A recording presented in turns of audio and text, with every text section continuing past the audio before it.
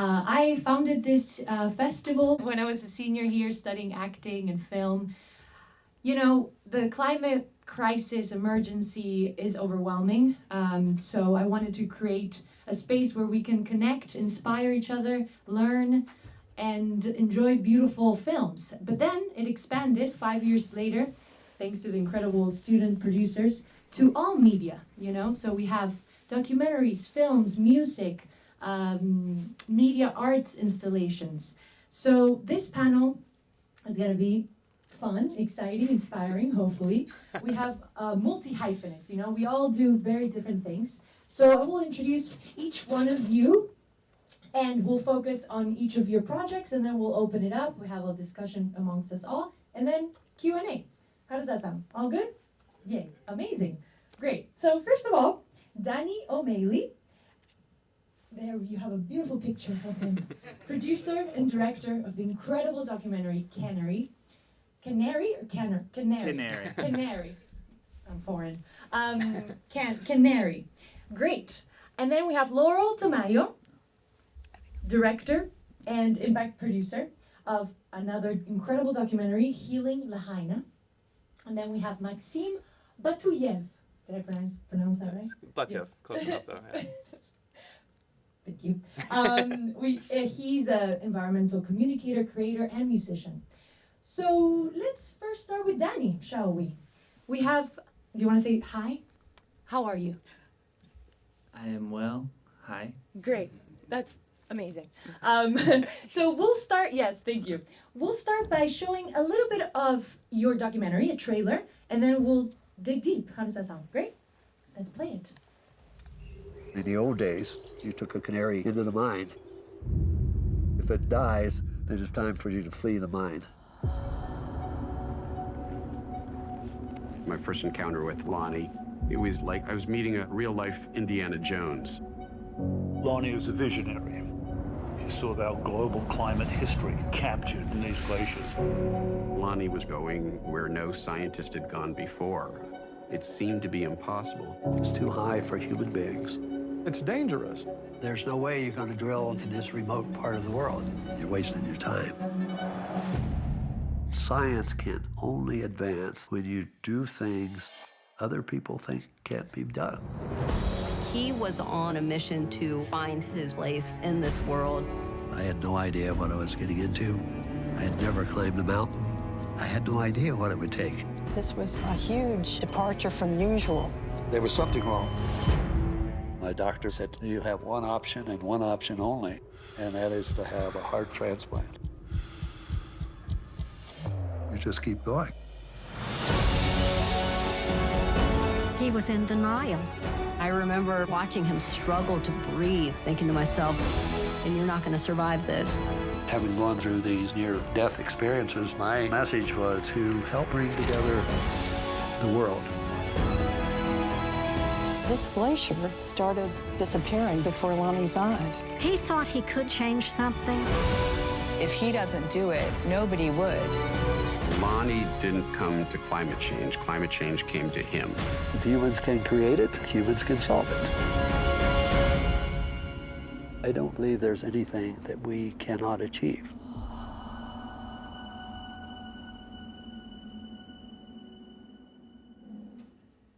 Bravo, bravo. That was, yes. That's incredible. I want to talk so much about this, but first, let's start with, you know, you are an Emmy-nominated producer. You did Chef's Table, a show about chefs. Now you did this. How did this come about? How did you find your subject and story?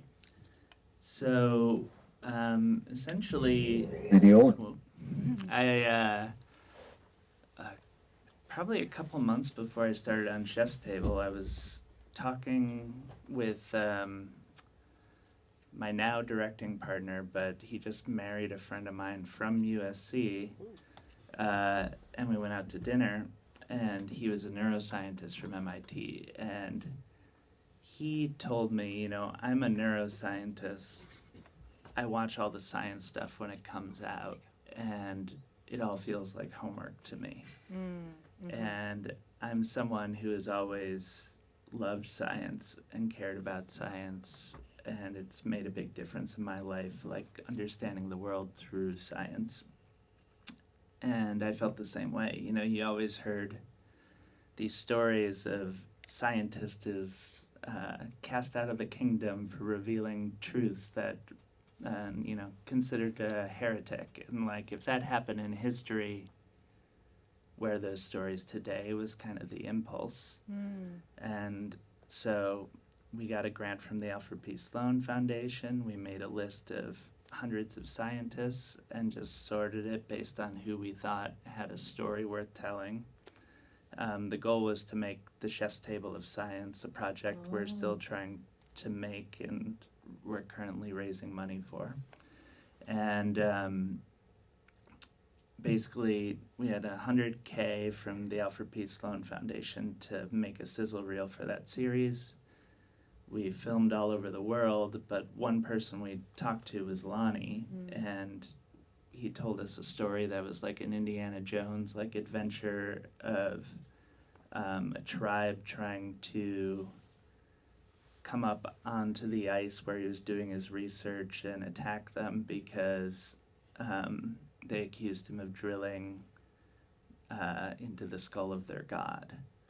And the glacier was the skull of their god. And he told them that's exactly what we're doing, and tried to explain that, like, we're here to save the memories that are in your god's skull.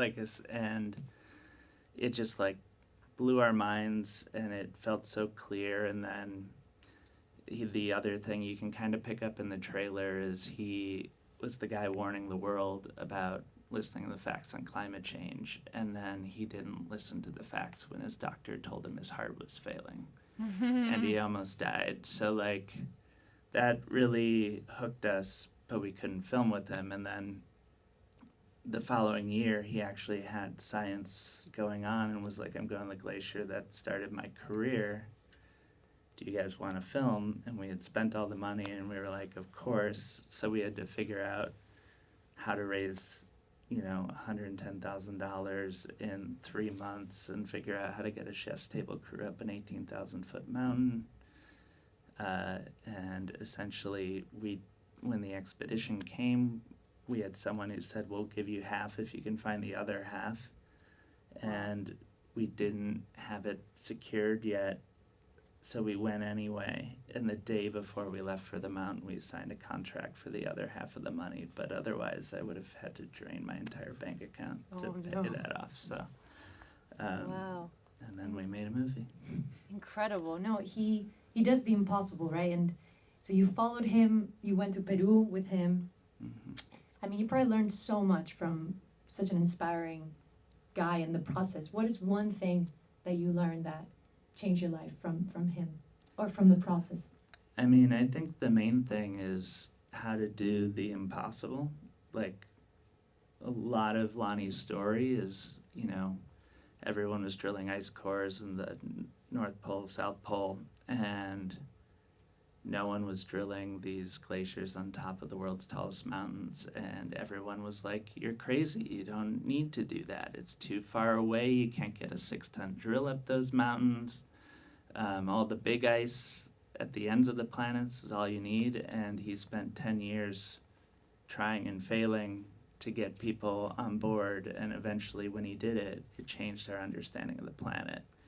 And the thing he said that I think is probably helpful for this audience is the key to being a leader is to have a dream, and a dream that people can buy into. And even if it's far-fetched, people will then be drawn to the dream, become a part of it, and then suddenly something that's impossible can become possible. And this is from a guy who's taken over 1,000 people above 18,000 feet to live for days. Like, he's able to do amazing things. Yeah.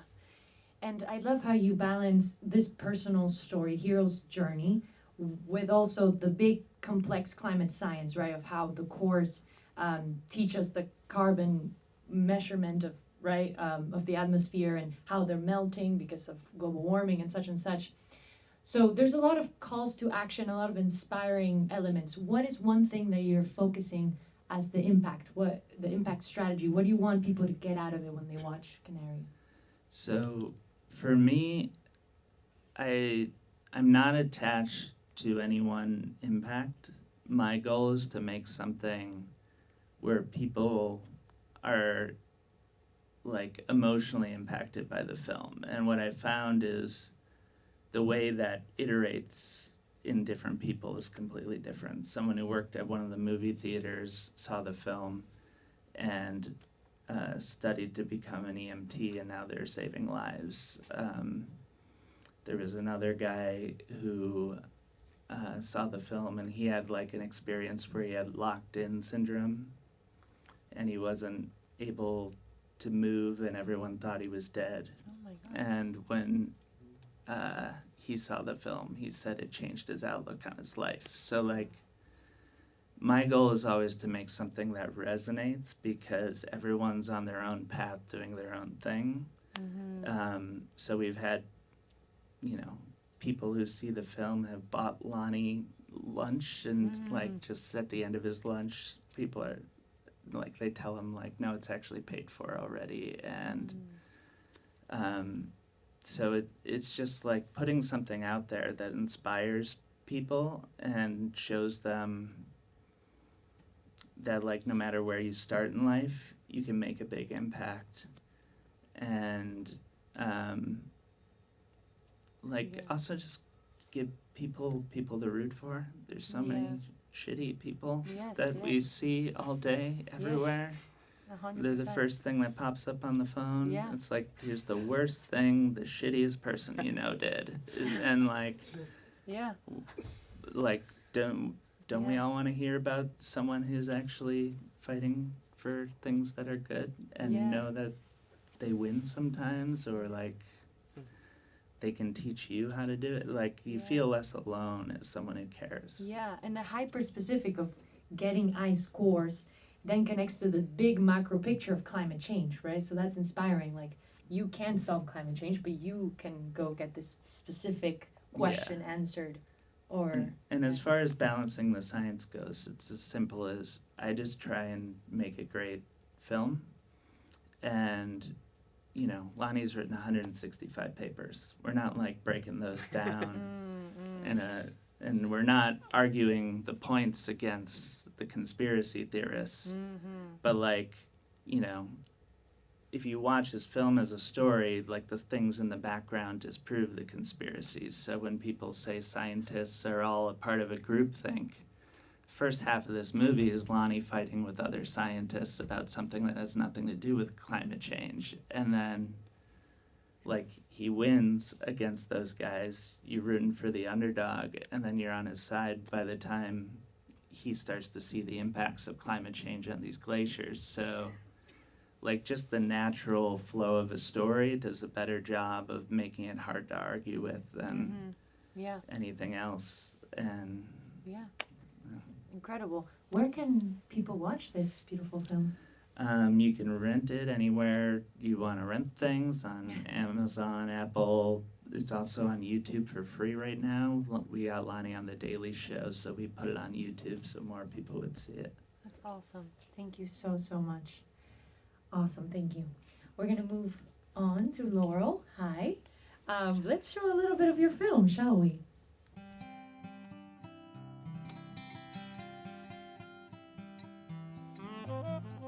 It's not about trying to be a hero. It's trying to be Hawaiian and just do your part, you know, and helping other people.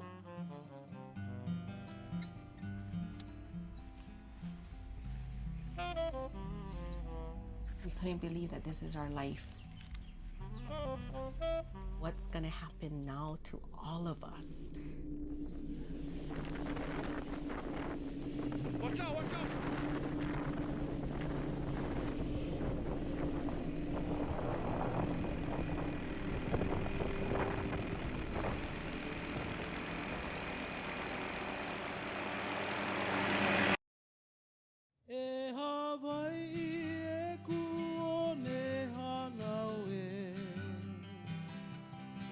Disaster that you can't even comprehend. Wow, this really happened here in your hometown, you know, where You knew everyone. You was friends with everyone, you know, and you would hang out with all these people, especially the old timers, you know, that made Lahaina.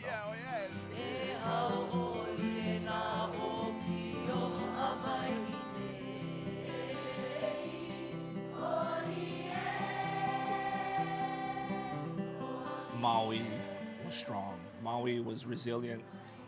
Even though Maui has hurt, we never gave up, you know. The world needs a place like Maui to show them that we can fix things through kindness, through happiness, through helping people. The world needs that, period.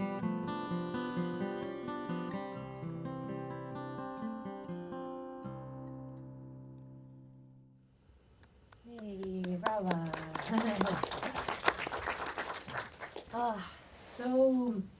So moving, so beautiful, so vulnerable. Thank you for creating such film. It's your first film that you've directed, so tell us why documentary, why film, and how were you able to do this project while still healing and grieving? Yeah, thank you for that and for having me here. Is this mic on? Oh yeah. Okay. Close. Close to my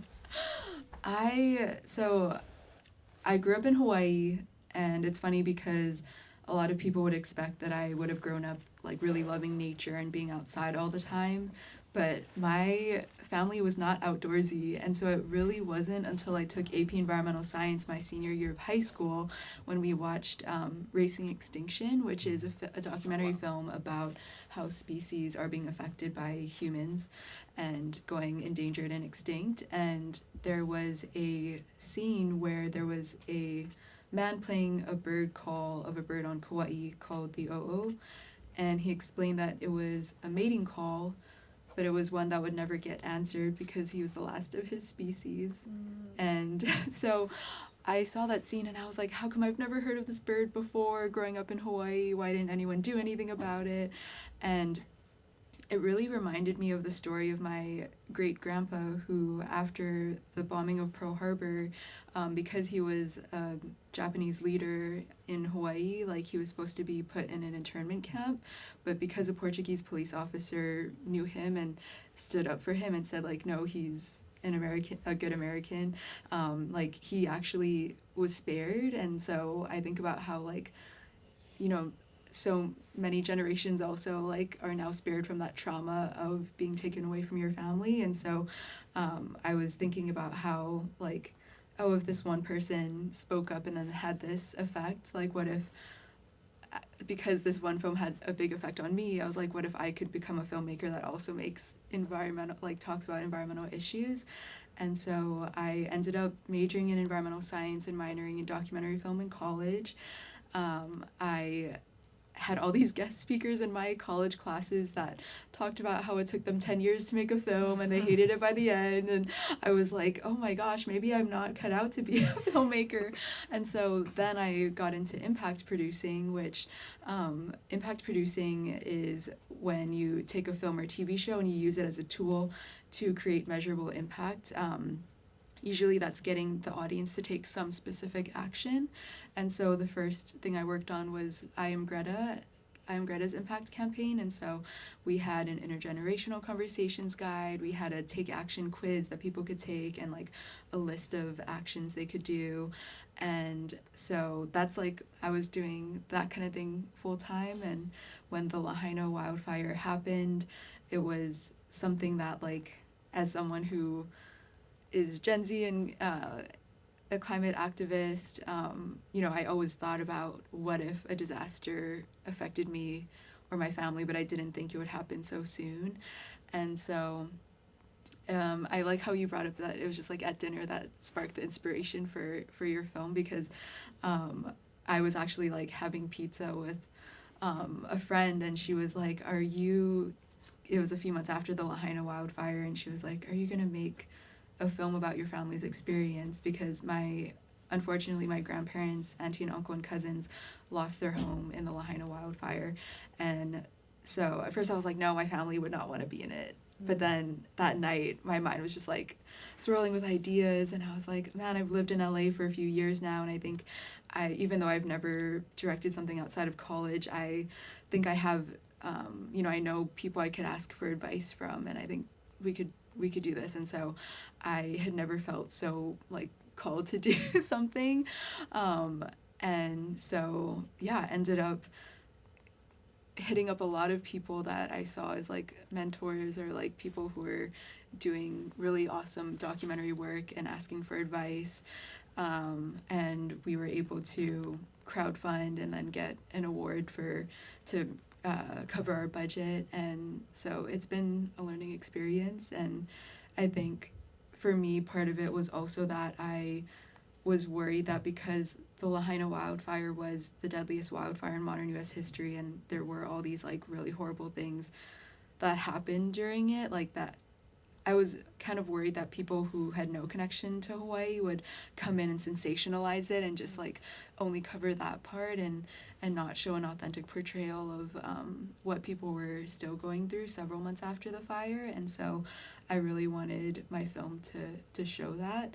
And because my background was in impact producing, I was in a mindset of like, okay, what is the impact that this film can actually make? And so my producer, Taya Jeanette, and I, we actually, during pre-production, set out on like, what are the 3 things that we want to achieve? And so we landed on supporting Lahaina wildfire survivors, reducing the stigma around mental health and disasters, because that was something that I was very passionate about, just like climate change and mental health. But then my family was telling me, like, so many people are struggling in isolation after this, and especially in Asian American and Pacific Islander communities, mental health is still very taboo. And so I really wanted to show people talking about it in this film.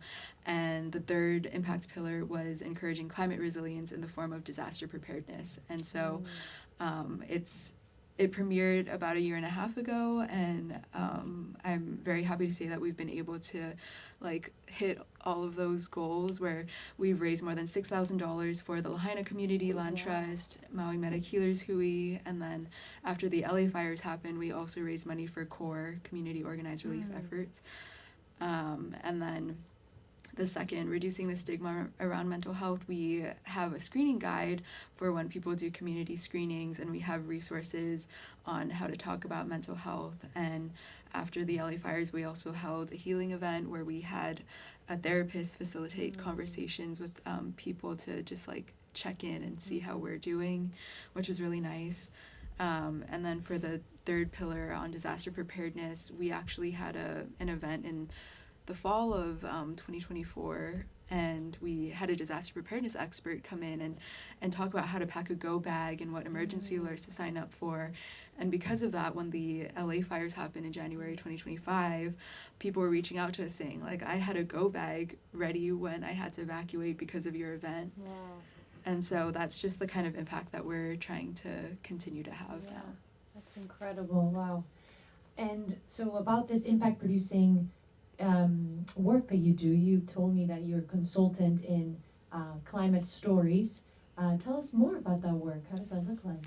Yeah, so in my full-time job, I work at RARE, which is an environmental nonprofit that focuses on behavior change, and I work in the entertainment lab. And so we have been doing research on how climate on screen actually has an impact on the audiences. And so it's been really exciting. Recently, we studied the Grey's Anatomy season 21 episode called Drop It Like It's Hot, where there's a heat wave, and then the hospital, like, you know, they run out of ice, all these like things that you don't think of that could happen when there's a disaster and people need care in a hospital. And we studied how people's like opinions or like understanding of heat waves changed, and we actually saw that after they watched the episode, they were more aware of like the health impacts that heat waves could have on people, also like the severity of the threats of heat waves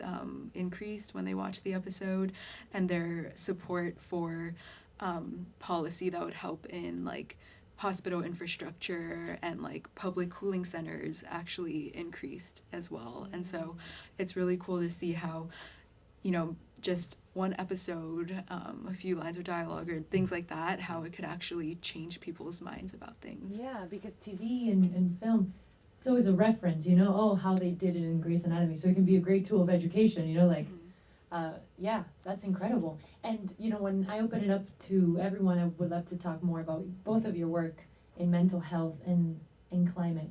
But yes, thank you so much. Let's move on to Maksim. Hi. We'll show. Hello. So you do a lot. You communicate, and then me too, I love that. You communicate, you create, you educate, you facilitate, and you do music. So we're going to hear a little bit about your music project, and then we'll talk about it. Sweet. Just a snippet, don't worry, it's not. Every day feels like a crisis. Trust me, I relate. Man, I know them days. They said humanity was doomed, and it made me think of you and how I wish you were in my room. I guess that the future isn't promised anymore.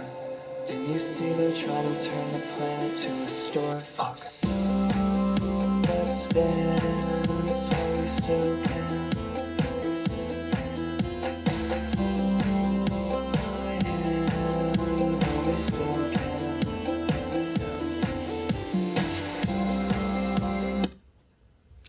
I was ready to dance. Let's go. I love it. Thank you. Yes. So tell us about this project, because it's an EP, right? Why music, and what's the ethos and inspiration? Yeah, it's always interesting for me to talk about because it wasn't something that I ever consciously, I didn't consciously identify as an artist until I was 23 and living in Los Angeles. I'm from Michigan originally, and if you know anything about the Midwest, it's not necessarily the place for dreamers. I think I remember writing my first songs in first grade, and even over the last couple of years realizing just writing songs all the time is not something that everyone does. But when I was in high school, I kind of grew up going outside, being in nature, but I was not an environmentalist. I was not an activist in any sense of the word. I spent my days at the skate park or reposting things on Tumblr around streetwear aesthetics and stuff, or buying and reselling Supreme. But then I had the chance to get an environmental studies degree. And I went into that because I was 18 years old thinking oh, what do I do for the rest of my life? I was just could I see myself advertising forever? My mom wanted me to go into food marketing because she's there's a 98% job rate. And I'm what does that have to what? But just, I'd seen the Lorax and Wall-E and stuff, and I was okay, trying to save the planet, no idea what that means, but I could probably rationally do that for the rest of my life. And it just so happened that my freshman year of college was when Trump got elected into his first term. I dated a Bernie girl, so I was already going down the progressive politics pipeline. I was yeah, at the skate park, it's homies help homies. Yeah. It's fuck them all, shop, buy local. And I was that's progressive politics, basically. And around that, the day after the election, I met this student environmental group tabling on campus about an oil pipeline in Lake Michigan, which is still there today. It's called the Line 5 pipeline, and it's been a contested political situation for a decade now. But that was really where I, in my 18, 19-year-old brain, I was I've been looking for some sense of purpose or belonging, or what is the point here? And it just felt I could root it in that at the time. And I think music came to me, and then this project, Loved, Lost, Loved, was me, how do I say it? It was my expression of I know so much about climate science and environmental education because I studied it for 4 years, went on to help launch a global startup focused on stepping up rather than shutting down in the face of the overwhelm. Kind of how me and Laurel got connected for the first time, working on a film together. Ran an environmental education page, but I was still so much more interested in what it was like for me to just be living my 20s well, some of you here. Or at the very least, all of you have been in your 20s before, and I think that I felt wow, I'm still going through so many of like the normal human things, right? That artists have always talked about, that have always been part of the human experience of like falling in and out of love and trying to like figure out what our gifts are and how to share them. But there was just this urgency, you know, this literal like fire in the background of all of it. And I just found like, wow, this is really influencing my relationships. I like talk to random people at bars about it. It's something that's affected like, you know, that's come up in my romantic partnerships where I'm just like, everything feels a lot more intense. And it was like already an intense thing to just like be alive and be a human. So yeah, like I think like Laurel and Danny, I just became very interested in narrative and how we can, you know, just bring that human side into these honestly like difficult and confusing conversations. Like you were saying, you could have made a whole documentary about the tens, the hundreds of papers that, you know, Lonnie or any other scientist have written, but it's not, unless you're like super passionate about that stuff, it's just not gonna connect. And so I think Loved, Lost, Loved was that journey for me of me coming back into the role of creativity and human expression, even in something as dire or scientific as humans' impact on the natural world. Yeah, totally. And then you also facilitate spaces to talk about these emotions, right? Grief, anxiety connected to the climate crisis, the climate cafes. Can you tell us a little bit about that work? Yeah, so I started hosting climate cafes out here in Los Angeles, which if you don't know, they're just kind of a sharing circle, not too different from something like AA. That's probably something that everyone's heard of, where it's just like everyone gets together and they share. And kind of my specific work sort of in the niche of climate change and mental health is really oriented around the emotional expression and like the human co-regulation side. Like we did not evolve to be processing this like horrible, traumatizing information alone in our bedrooms. Humans have always evolved to co-regulate. But as an activist, I found myself in space after space after space that was like, hey, we're all meeting up and here's what we're doing. But I could remember from like my college organizing days that we would have these like camping trips, you know, we would have these like zero waste, get shit-faced parties that were like bring your own cup and drink as much as you want, right? Yeah. But those were always where I felt like the kinship, the community that made our actions possible, that really like added in this layer. And so I think when I just graduated into like the real career world of it all, I was like, wow, this is like, there's no room for this. And the more student groups that I would organize with, even here at USC and UCLA, where I would meet with these super passionate student environmental groups, I mean, people like yourself, and just, it was always amazing to me that they would say like, wow, I didn't know how much I needed this, or I've been in this group now for a year and we've never had a conversation that like felt this personal or felt this deep, because I'll kind of leave like the calls to action at the door. It's not a space for like lectures, for advice, and for me, it was just something I needed, you know, and I've been in that process of integrating, like, what does it mean to pursue both, like, art and activism when we're always kind of being squished or flattened, especially with, like, algorithms being what defines, like, what we see and consume now. And I think a lot of that will reward, like, one, it's like pick your vertical, right? So my work has just always kind of been that like personal, like I need this, you know, I need this for me. This is something that inspires me. And if I'm able to like, yeah, you know, do music and do that, then like hopefully that helps allow other people to do the same. Yeah, totally. Yeah, I remember we did a climate cafe through Zoom after the LA fire with you, and so needed, so powerful.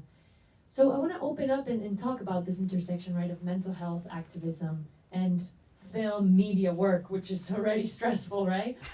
So how do you guys stay grounded? How do you take care of yourselves? What do you do when you're burned out? Because raising money for a film, exhausting, you know, paying rent and having a social life, like it's just a lot, right? So how do you guys navigate all that?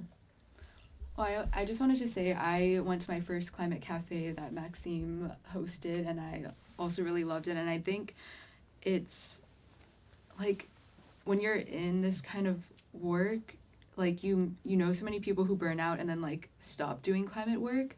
And so to me, getting to have climate cafes is a way to like even though you're not doing a climate action in it, it's like you're resting and like connecting with people, and then that's gonna help you do your work more and better. So yeah, just wanted to say that. I feel like I can kind of build on that, because I love this question too, because it's kind of like, oh yeah, you guys must always just be like powering through, and there are totally times where I just tap out completely, and there's, I think, some semblance of, when you're in community, it's even easier to lean into that, because you know, like, it's definitely not just me, Laurel and Danny and you, like, out here doing the work. It's not even all of us just in this room doing the work out there. It's really easy to like push your place to a point of burnout, to the point where, you know, I've wondered, like, would I even recommend the career path that I chose, where I was like working with so many inspiring people and founders and PhDs and working on comms projects or event production. And I was just like, this is like a lot. And it's not necessarily the most funded thing, especially in the US right now. But yeah, like the community side, truly, and being able to kind of see, like, you know, when you have to like wash your dishes and do your laundry, like these just normal upkeep, like kind of putting the emotional side in there too, being like, wow, I like haven't taken a walk in a really long time. I haven't like called a friend and just vented or caught up, like these things that it, especially when you're spiraling, can like really slip through the cracks. Yeah, it's something about like showing, you know, there's like external activism, but then like internal activism too, of like how much can you commit and, you know, commit that compassion you show to the world to yourself too. Yeah, I saw a picture recently of Rosa Parks doing yoga, and like that was part of her activism. I didn't know she was a yogi, you know? So it's, that's the inner activism. So to close it up, and then we'll open it up. And climate change, big topic, so many angles, so many actions, so many things. What now is the question? Like what how are you dealing with this? Or how do you want us, or an advice or a parting thought to the audience of this work, climate activism, media, art, communication? Yeah, what now? Oh, you don't have a mic. I mean, I think the guide that's really good, I don't know if anyone's familiar with Ayanna Elizabeth Johnson, but she has a Venn diagram, and I think it's the things that give you energy, the things you're good at, and the things that need to be done. I'm probably getting that wrong, but whatever's in the center is like what you should. Climate Ikigai type of thing. Oh, yeah, nice. Yeah, so it's like whatever's in the middle of that Venn diagram is a way you can make a difference. And I think kind of an answer to the question about burnout too, I can't sit in front of a crowd and say my life is balanced, but I can say like why I keep going. And I think I know how to tell the stories I'm trying to tell, and I know why I want to tell them. And I think once I know that, just my mind is rigged up, I'm going to tell them. So whether it takes 5 years like Canary did, or 10 years like the science show is taking just to get it to the point where we might be able to raise money to make it, like, it just doesn't leave my head. I know the power of the stories I'm finding, and I know that there's a path to get it done. So I will just keep going and keep going. So I think if you guys have something in your life where you see the path to the end point of what you want to achieve, like, just let that pull you through all the bullshit, because there's gonna be a ton of bullshit. And I think, like, if you do it enough and get to the other side, you start to realize that like, you have what it takes to make those steps, and to know that you have what it takes and to not do it is harder than to do it, and it's that simple. Yeah. To answer your burnout question, I love bird watching. I'm trying to get more people into it. I think it's like the I don't know, it's the only time for me where I'm fully present and, you know, not thinking about any other things happening in the world, and I'm just locked in on trying to take a picture of a bird or things like that. And also it can be either a solo thing or a community thing, because I've gone on bird walks with friends or with the Audubon Society, and like, I don't know, it's such a wholesome thing to like just be in a group of people who all get excited about some small brown bird. But I guess something I would say, like, I guess my last thing I would say to this group is community, which we've talked about already. But for me, that's how I found my crew for my film, was actually from the Hollywood Climate Summit, which is an annual gathering of the entertainment industry to address climate change. And I met so many friends through that. And also for any college students here, when I was in college, I knew I wanted to be an impact producer, but I didn't know how to get started. And I was just cold calling people on LinkedIn, like literally just looking for people who had jobs that I thought were cool and messaging them and asking just to have a video call. And I would say most of them actually answered and did it. And that's how I've gotten every job that I've had, is because those people I've kept in touch with. And I didn't go into the call thinking like I want something from them. I really just wanted to hear about their experience. But then a lot of times they would reach back out and say, oh, I saw this job, you might be interested, or oh, I'm hiring, like so many random things that I wouldn't have anticipated. And so take advantage of being young, and you know, people want to help you because you're young and naive, and so take advantage of that. Yeah, that's what I would say. Yeah, I'll add, and my take on what's next, I relate so much to that because so much of my early career was just finding people in articles or in research, and then, yeah, just sending them an email or even DMing them on Instagram sometimes, because a lot of times these people don't have the spotlights on them.